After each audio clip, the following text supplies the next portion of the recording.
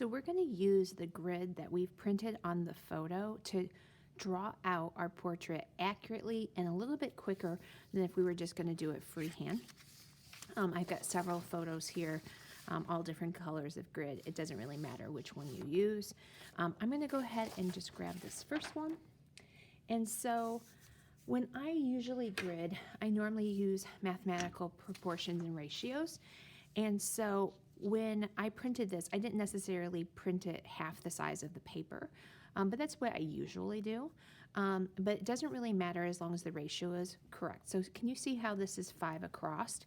I cut the paper so that it's 10 across. So 10 divided by 5 would be 2. So I'm going to do a 2-inch grid all across this paper.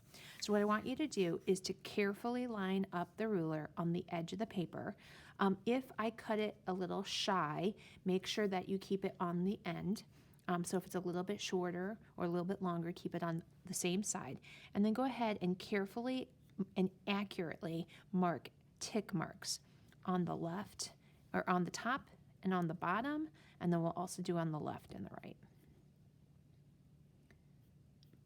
Right? So instead of turning my paper around, I'm going to slide it so that that extra bit, if I have it, is on the same side here.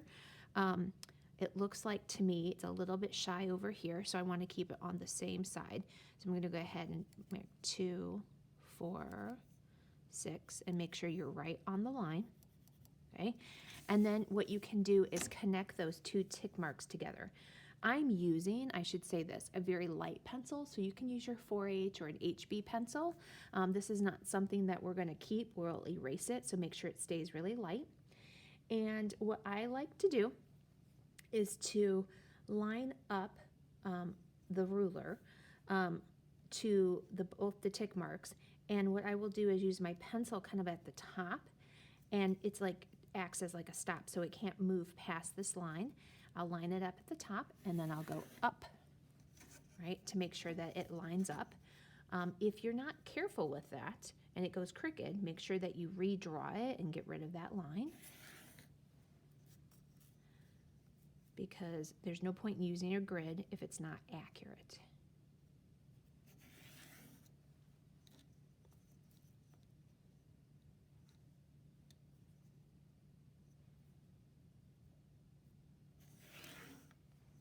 Okay, so we've got it going across the top. Now we're going to go ahead and do it across the side.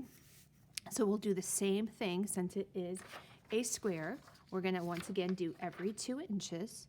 And so we're going to repeat the procedure. So 2, 4, 6, 8, 10. Make sure you're being as accurate as possible, right? And then once again, slide it up and do the same thing on the bottom. All right, so remember not to rotate it so that if I cut the paper off, it's all on the same side, either the extra or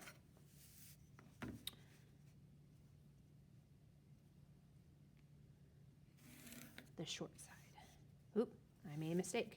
So let me go ahead and go back and fix that. I can always go back in with my eraser and get rid of that extra line.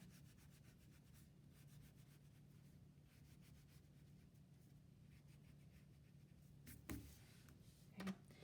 So if you accidentally erase part of it, right, you can always just go back in and lightly draw it in. Just want to make sure it's the correct tick mark here. There we go. So keep it nice and light. Once again, it is something we are going to erase eventually. A lot of times when I grid, I really like to do it on an alternative surface, but because we're using a slightly thicker paper for oil pastel, you can't see through it using like a light box or a window. So we're going to be drawing this grid on the actual surface that we're using.